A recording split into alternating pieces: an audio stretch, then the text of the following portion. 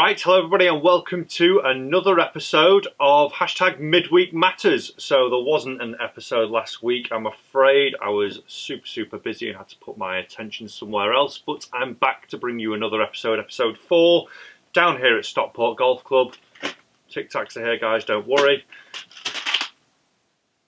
Let's get stuck into it.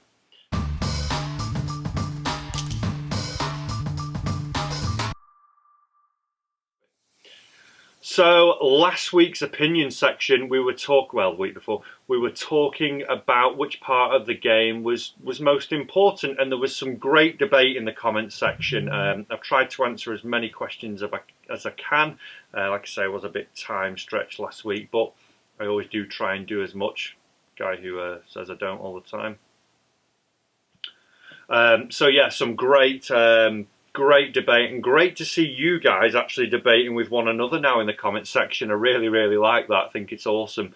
One thing that did stand out, we all have different opinions on what we think is the most important part of the game. Some thought it was short game, can save a lot of scores, and I probably tend to agree with that being, as a hitting aspect. I'd say that was probably one of my opinion. I'd say that was the strongest area of the game, or most important. Other people saying iron play, well, if you can't get it, if you get a good drive away, it doesn't matter, because if you can't hit an iron, it doesn't matter. And other people saying if you couldn't get it off the tee, well, you were in trouble from there on out. So really interesting to hear what you guys think again. And one thing that I did notice, only a couple of people actually suggested that the mental side was the most important part of the game, and it is an interesting thing. I'll try and find the quote now. He said that a good thinker will always be better than someone who hits it great and can't think. So is that the most important part of the game? We don't know. Who knows? But great to see the debate again.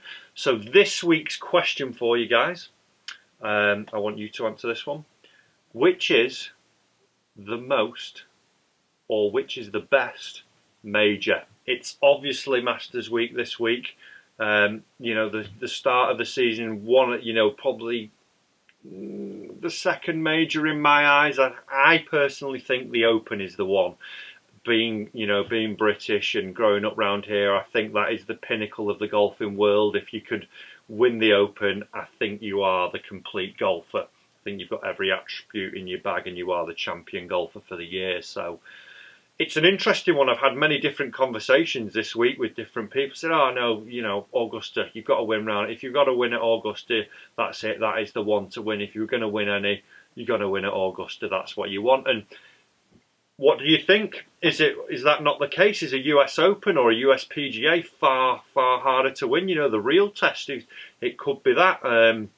One thing I would say, and I can't comment on the US PGA, US Open and the Masters because I've never been to those, but going up to St Andrews last year and it being the home of golf and seeing everything around there, even when there wasn't an Open Championship on there, it was really special. I felt something deep within me, thinking, this is awesome to be here. It was like looking around like a kid in a candy store. It was amazing. So for me, I think that's why I hold, the British holds that peak there. So comment down below, guys. What do you think is the best or most important major? Let's see what we get this week.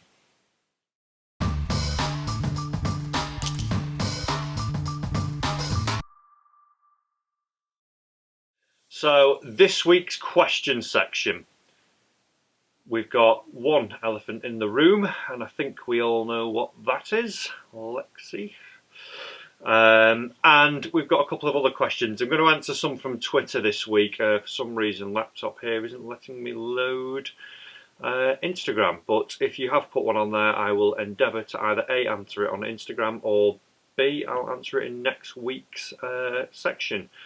So we'll leave the Lexi questions till the end because I'll probably start ranting on that one. And we'll pick a couple of others before then. First question.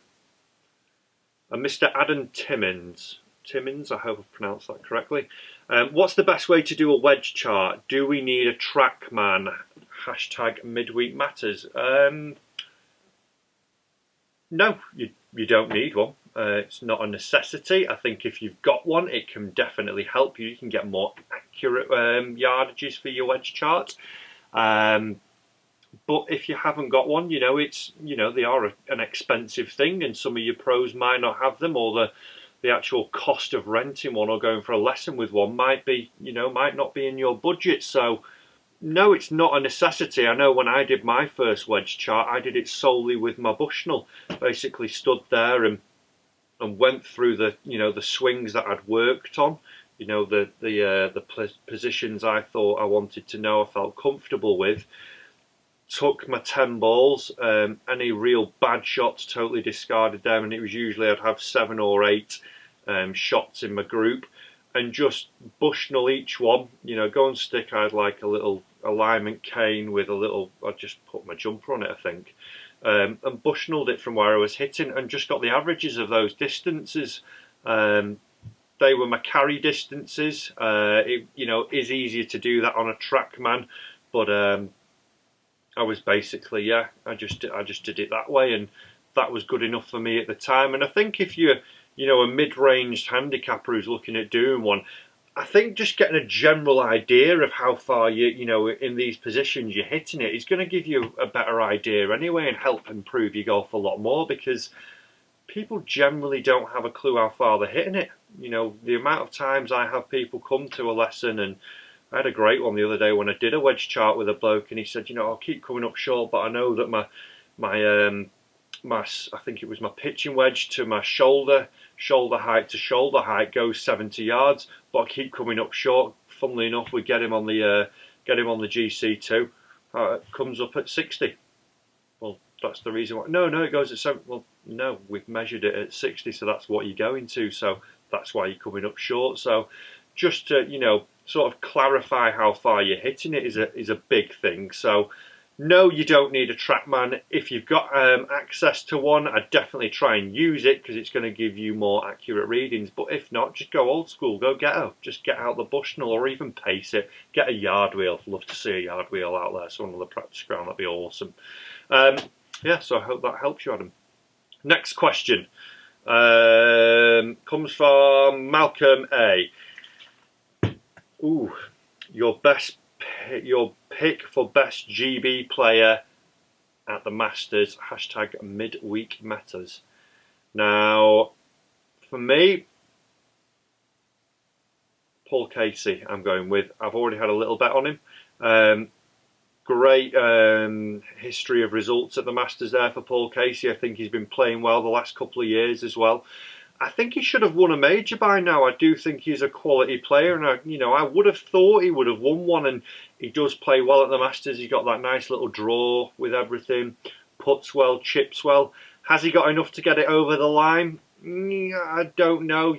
History says no at the minute, but I think he can do it. I think he's stepped it up the last year or so, and last 6 months he's definitely been a name that's been cropping up a lot more.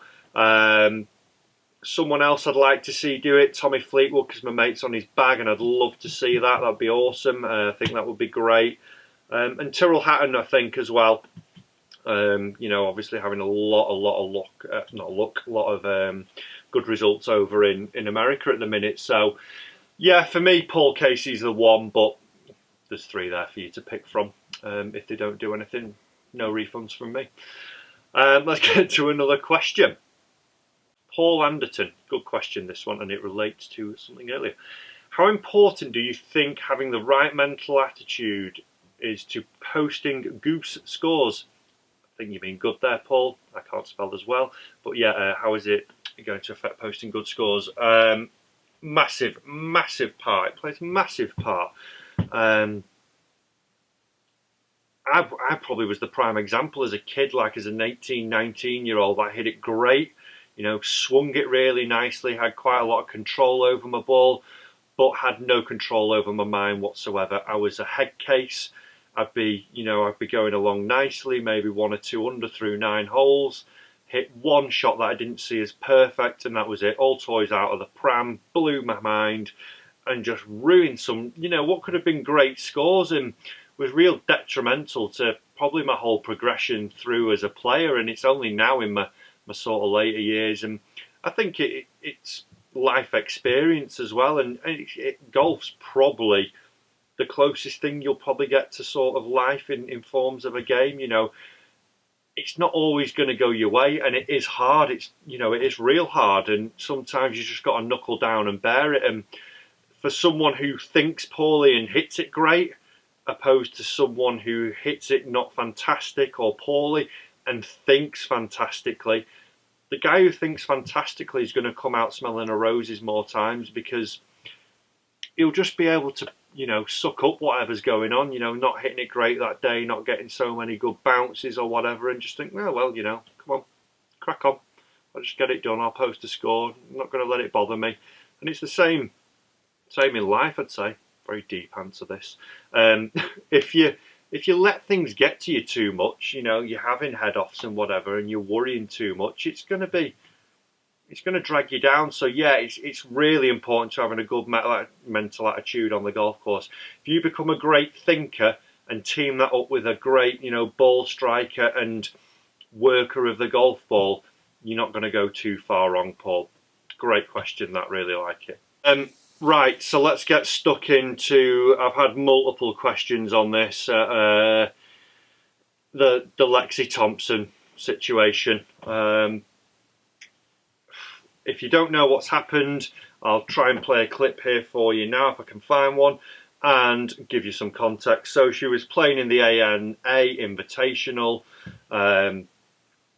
marks her ball, puts the ball marker down behind it, picks it up only a couple of inches off the ground, I think to rotate, to put the logo looking up, back up at the sky looking at the video, that's what it looks like she does, and then places it back down in a different location to where she's marked it, so the ball's not where it was basically, and then she's playing the stroke from the wrong place. She then knocks it in the hole, finishes that round of golf, signs for that scorecard as played from the wrong place.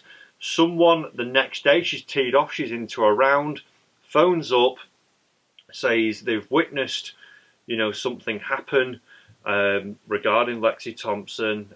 She's played from the wrong spot, blah, blah, blah. Rules official have then called her over during a round and gone through the situation with her, and she's given a 4-stroke penalty. So that just totally changes her mindset there and then. Number one, it's very similar to the Dustin Johnson thing that happened, similar to what Padraig Harrington went through. It's one of them. The rules are seriously, seriously complicated. They can be made easily if you want to study them and have a great mind for doing really crazy puzzles, because there are so many different combinations you can go through with the rules. It's mad. But for me, I did a rules lecture the other week at the Belfry and the PGA stuff, and it is mental. And I actually asked this question to the guy who was giving the lecture, and he's refereed at the Ryder Cup, the Open, I think USPGA, and done some big stuff. And I talked to him about, I said, if television's involved, if we've got someone filming it, it's not fair in my eyes. This is my personal opinion, because they're not doing it to everyone. They're not filming it. So I said, well, if they've got someone, let's say Harrington, or take Lexi for this instance, did they get everyone else in the field? Have they reviewed everyone else's footage now then from what they've seen from the day before? The answer will be no, because it's too time consuming. So you'll have guys, these people who sit at armchairs and just, they'll just phone it, I want to nitpick at something.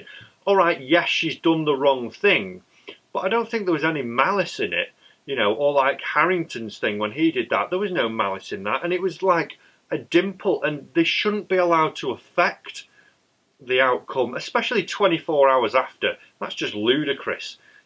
She's gone to bed, she's gone sleeping on a score or whatever, thinks she's ready to go and challenge for a major or the win or whatever it was.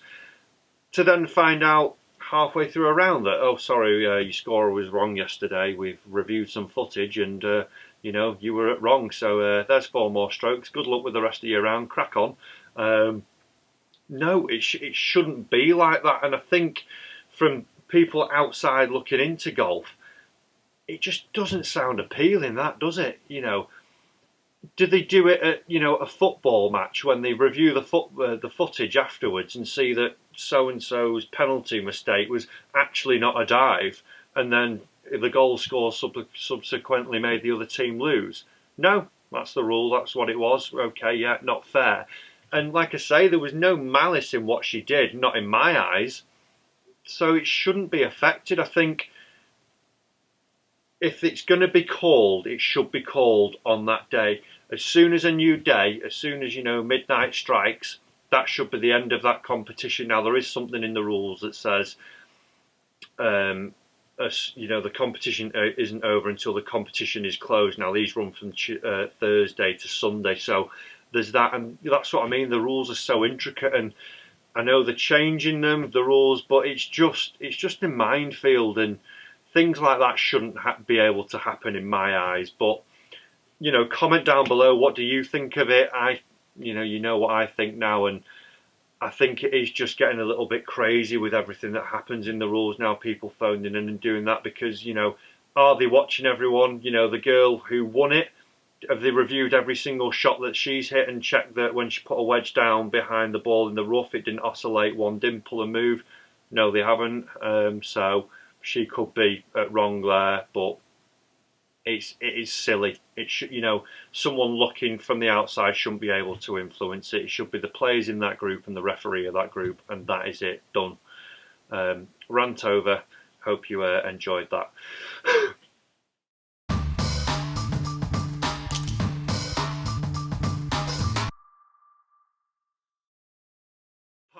The good thing that we're going to come to this week after my mini rant there is obviously it's Masters week this week, and the good thing is, if you haven't seen this yet, is the Drive, Chip and Putt Championship that's going on at Augusta. So this is an initiative, I think, brought by the USPGA that juniors qualify locally in their regions, and then they go to like a state final, and then they go to the final at Augusta. Now, in the final at Augusta, they go through little heats, and then they go to the final ones, a little knockout stage, and they have to hit a drive that has to, I think it's 2 shots, stay on the fairway, longest drive qualifies. A chip, 2 chips again, I think, nearest the pin sort of situation, and then a putt, you know, closest proximity to the hole, or hole it, and you get knocked out through that. But it's played at Augusta. I mean, how cool is that? As a kid who's someone who's aspiring to be a professional and looks up to all the professionals, gets the chance to go to a major venue and then go and step foot on it, number one, and then hit shots on it and play a competition there. That is like the coolest thing ever. If I was a kid growing up and it was done like at the Open in the time that I did it, I would have been absolutely buzzing, and, you know, that would have made my year, and it would have been something that I really strive towards doing.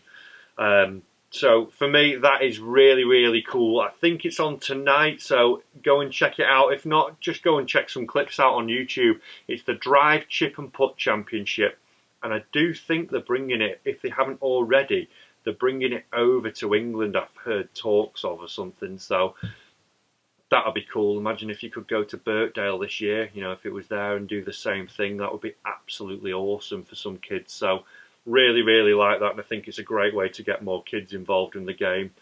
Right guys, so that has been another episode of Hashtag Midweek Matters. I hope you've enjoyed it. If you have, give the thumbs up button a big smash, give that a big click for me.